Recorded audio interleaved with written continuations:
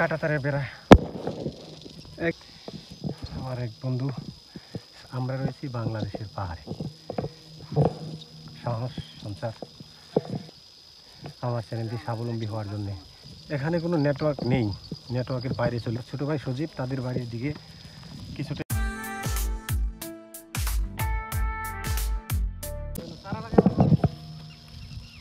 আমরা এখন পাহাড় বেয়ে উপরে ওঠার চেষ্টা করতেছি। গারো পাহাড়, আবার আমি ভুল করলাম, গারো পাহাড় না, পাহাড়টি হলো আল্লাহ সৃষ্টি। আর গারোরা এখানে বসবাস করে, চাষাবাদ করে, সেজন্য এই পাহাড়টিকে গারো পাহাড় বলে থাকে। আমরা এখন উঠতেছি বিরাট বড় পাহাড়।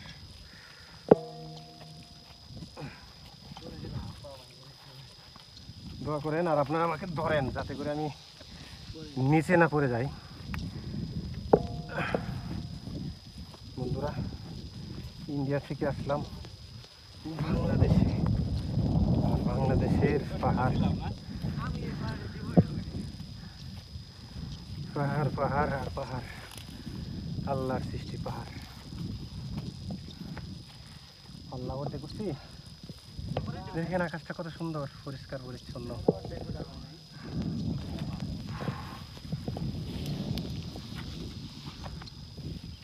সাপটাফি আছে নাকি আবার? আর এই পাহাড়গুলির মধ্যে আদিবাসীদের বসবাস, আদিবাসী গাছ চাষাবাদ, বিভিন্ন গাছ গাছরা লাগিয়ে থাকে, জীবন যত্নে জড়িয়ে থাকে সবসময়। আল্লাহ। বন্ধুরা, আমি রয়েছি শেরপুরের ঝিনাইগাতি থানার রাংচা ইউনিয়নের হালচাটি গ্রাম, যে গ্রামটি একেবারে ইন্ডিয়ার সীমান্তবর্তী একটি গ্রাম। ও আল্লাহ, আমি তো আর পারি না ভাই। ওই যে ওটা ইন্ডিয়া, দেখতে পাচ্ছেন ইন্ডিয়াদের ঘর বাড়ি টুকটাক দেখা যাচ্ছে। হয়তো উপরে উঠলে আর পরিষ্কার পরিচ্ছন্ন দেখা যাবে। তুমি কি ভিডিও করতেছো নাকি? করা লাগবো না।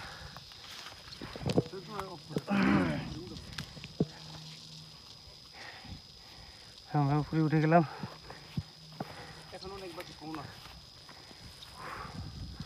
বন্ধুরা দেখেন, এই যে লেকের মতো মাটি দেখা যাচ্ছে, সেই মাটি হলো ইন্ডিয়াদের। আর ওই যেখানে পিলার দেখা যাচ্ছে, সেটি হলো সীমান্ত পিলার, যেখানে আমরা একটু আগে গিয়েছিলাম। আমার লাঠি তো ওরা বিরক্ত করতেছে।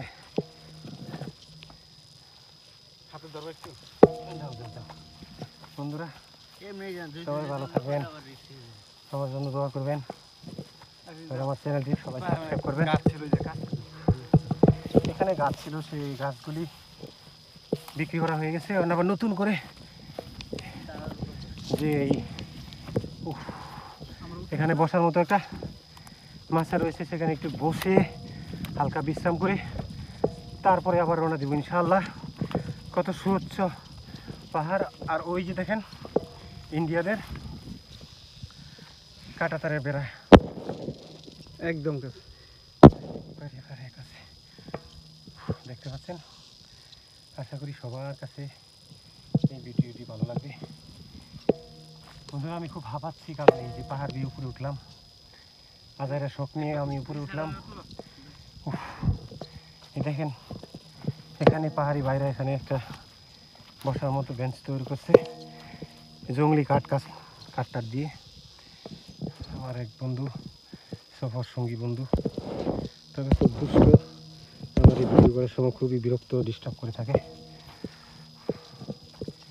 দেখেন যে কালো কালো পাহাড়গুলি দেখা যাচ্ছে, সেগুলি হলো ইন্ডিয়াদের পাহাড়, আর আমরা রয়েছি বাংলাদেশের পাহাড়ে।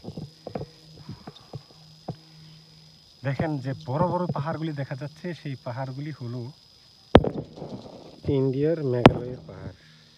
সজীব, এদিক দিয়ে কি মেঘালয় না আসাম? যে আমার ছোট ভাই যে এখানে বসবাস করে, সেও এ সম্পর্কে অবগত নয়, কারণ ওদের রাজ্য এটা কোন রাজ্য আল্লাহ ভালো জানেন। ওই এখান থেকে প্রায় 10-15 কিলো দূরে দেখা যাচ্ছে যে বড় পাহাড়গুলি, সেটি আমাদের বান্দরবান রাঙামাটি তার চাইতেও কোনো অংশে কম নয় মনে হচ্ছে। মেঘগুলি একেবারে বেজে বেজে সামনের দিকে এগোচ্ছে। এই যে দেখেন সীমান্তের কাছাকাছি কাঁটাতারের বেড়া আর তাদের রাস্তা। ওরা আমাদেরকে খুব ভয় পায় মনে হচ্ছে, তা না হলে এরকমভাবে প্রোটেকশন দিয়ে তারা তাদের দেশটাকে এইভাবে আঁকড়িয়ে রেখেছে। যাই হোক, ওটা তাদের মাথা ব্যথা। আল্লাহ যাতে সবাইকে, তাদেরকে আমাদেরকে সবাইকে ভালো রাখে সেই আশাবাদী আল্লাহর কাছে দোয়া করি। ইন্ডিয়াদের বসবাসের যে গ্রাম বা ঘর বাড়িগুলি অনেক দূরে দেখা যাচ্ছে, আমি খালি চোখে দেখতে পাচ্ছি, হয়তো আপনারা দেখতে পাচ্ছেন না। আর আমাদের বাঙালিদের যে বসবাস কোনো কোনো জায়গায় একেবারে কাঁটাতারের সাথে, এটা আরেকটি অন্য ধরনের বিষয়, সাহস সঞ্চার।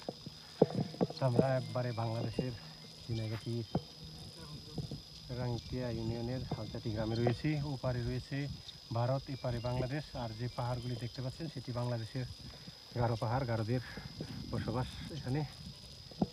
সবাই ভালো থাকবেন। শেরপুর ঝিনাইগাতি হালচাটি গ্রাম থেকে আমি ভিজিটর শফিক, আমার চ্যানেল ভিজিটর শফিক। যারা এখন আমার এই চ্যানেলটি সাবস্ক্রাইব করেননি, প্লিজ ভিডিওটি ভালো লাগলে সাবস্ক্রাইব এবং শেয়ার, লাইক, কমেন্ট করবেন ইনশাল্লাহ, কারণ আপনাদের ভালো লাগাটাই আমার জন্য সার্থক।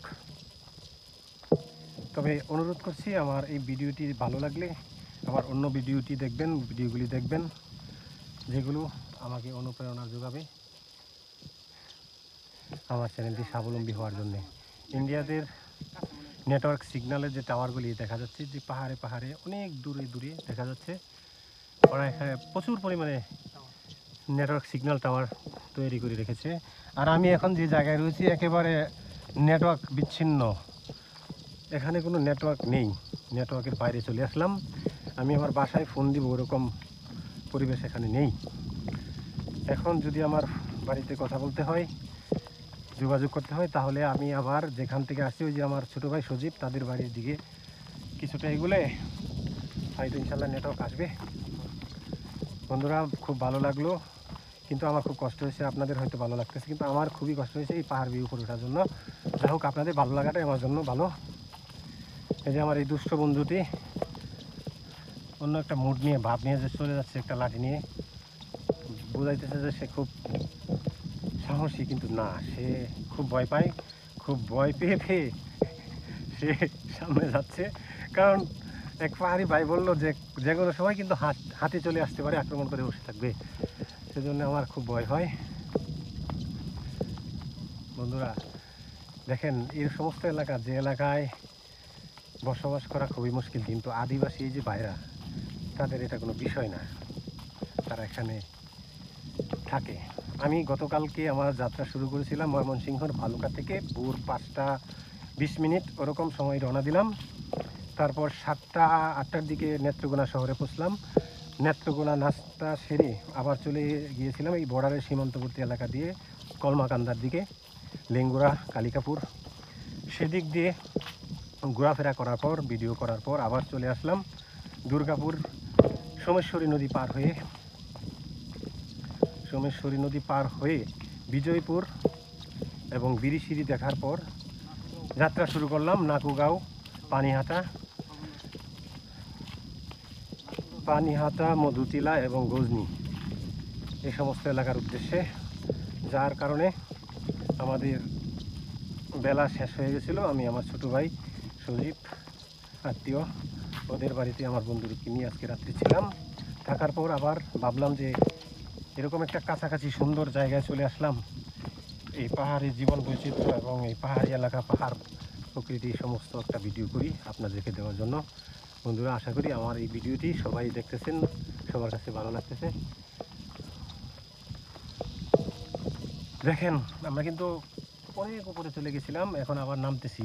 আর যে পাহাড় গাছগাছগুলি দেখতে পাচ্ছেন, সেগুলি হলো আমাদের বাংলাদেশের পাহাড়। আর এখানে আমার এই ডান পাশে, এই জঙ্গলের ওপাশে রয়েছে আদিবাসী ভাইদের গ্রাম, হালচাটি আদিবাসী পাড়া, সেখানে তারা বসবাস করে।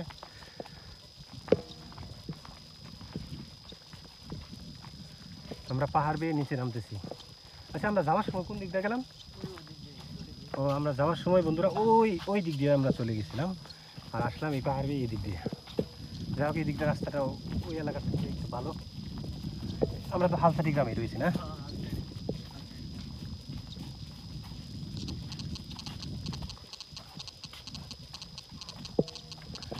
সবাই ভালো থাকবেন, সুস্থ থাকবেন, আমার জন্য দোয়া করবেন। আর যারা এখনও আমার চ্যানেলটি সাবস্ক্রাইব করেনি, প্লিজ সাবস্ক্রাইব করবেন।